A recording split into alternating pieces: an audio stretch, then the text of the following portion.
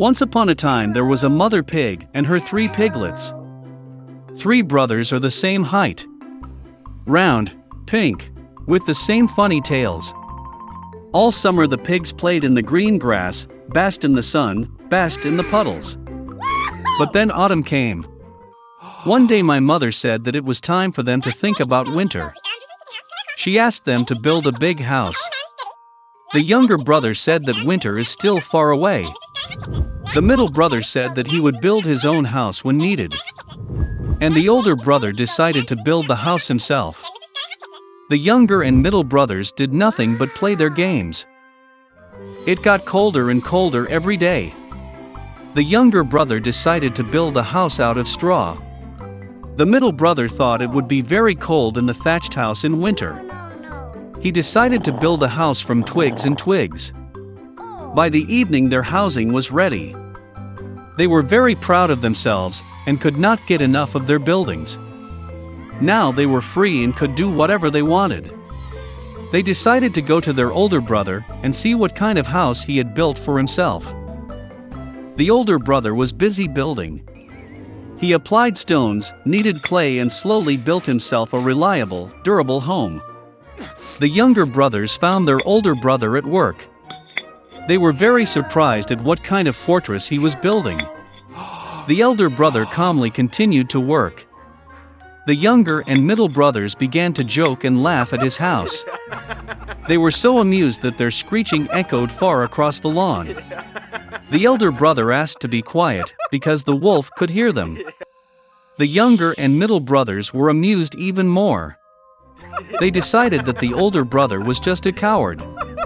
And the 2 brave brothers went for a walk. On the way, they sang and danced, and when they entered the forest, they made such a noise that they woke up the wolf who was sleeping under the pine tree. The disgruntled and hungry wolf went to the place where the screeching of 2 stupid pigs came from. The brothers walked merrily and talked about how easily they would deal with the wolf. And suddenly they saw a real living wolf. He was standing behind a large tree. He had very evil eyes and a huge toothy mouth. The brothers were so frightened that their thin tails trembled finely. The wolf prepared to jump. He snapped his teeth and blinked his right eye. The pigs suddenly came to their senses and, screeching across the forest, rushed to run away. Raising clouds of dust, they rushed each to his own house.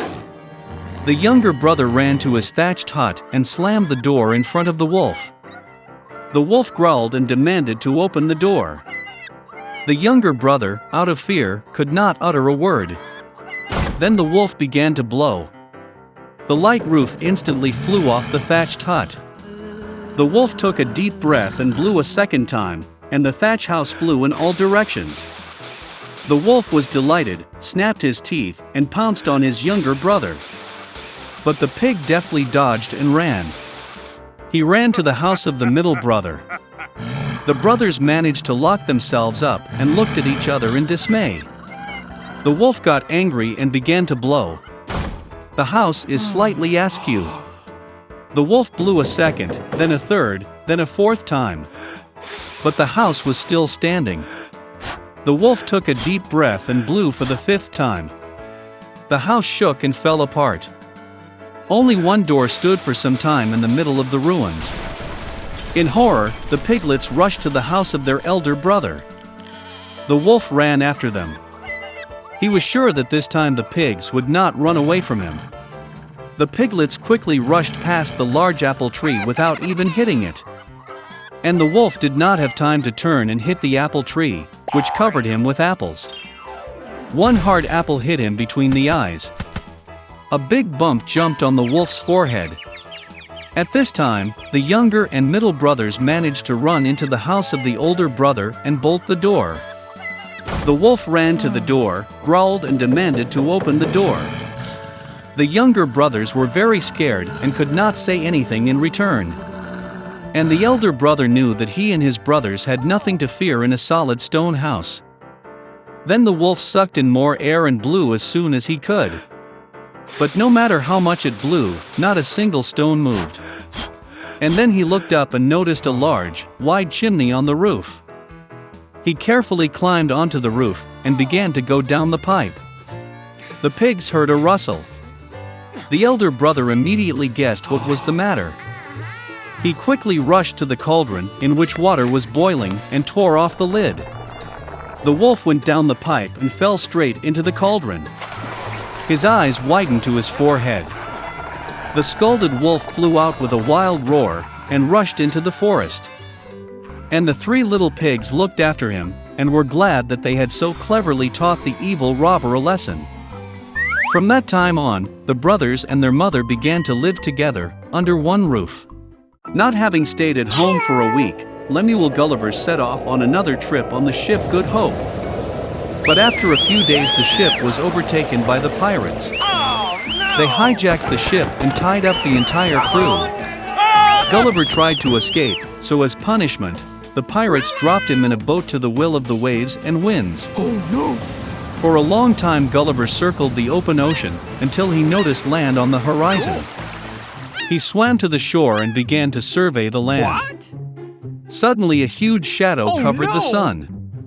Raising his head, the astonished Gulliver saw a large island soaring in the sky. Exhausted by hunger and thirst, Gulliver began to scream, waving his hat, hoping that the inhabitants of the island would notice him. Then the natives took pity on Gulliver and lowered the stairs, so that he could climb the island. When Gulliver climbed the stairs, he found a crowd of very strange locals in front of him. Their heads were tilted to the right or left, with one eye looking inward and the other upward. And at each noble person there was a servant who patted the owner on the lips or ears, distracting him from his thoughts. Gulliver received a warm welcome. Nice. He was fed in the palace and even had a tour of the island. So, Gulliver realized that the earth soars in the sky due to a huge magnet, and at the base there is a giant diamond. Okay. But life in the flying kingdom was boring, so Gulliver soon returned to Earth. Before his eyes was a devastated country where local residents, dressed in rags, were starving.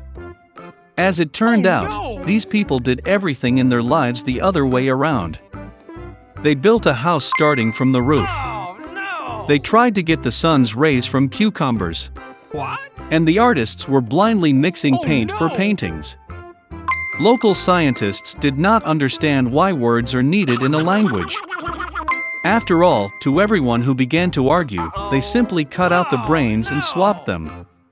Gulliver's surprise knew no bounds, and he hastened to leave the island. Going to neighboring lands, Gulliver found himself in the kingdom of darkness and gloom. Trembling with fear, he continued his journey. Suddenly a ghost appeared from the darkness. In fright, Gulliver tried to hide, but the spirit noticed him. He beckoned the traveler with a gesture, and Gulliver had no choice but to follow the ghost. Very soon they reached a large castle, and Gulliver was invited to a reception with the king. Walking through the castle, Gulliver saw hundreds of ghosts who cooked dinner, cleaned and guarded the chambers. It turned out that this country is ruled by a powerful sorcerer who can raise the dead. And all the living dead serve him. The wizard received Gulliver with honors. And to entertain such a rare guest, he began to revive anyone whom Gulliver asked. They were great warriors, sages, and even primitive people.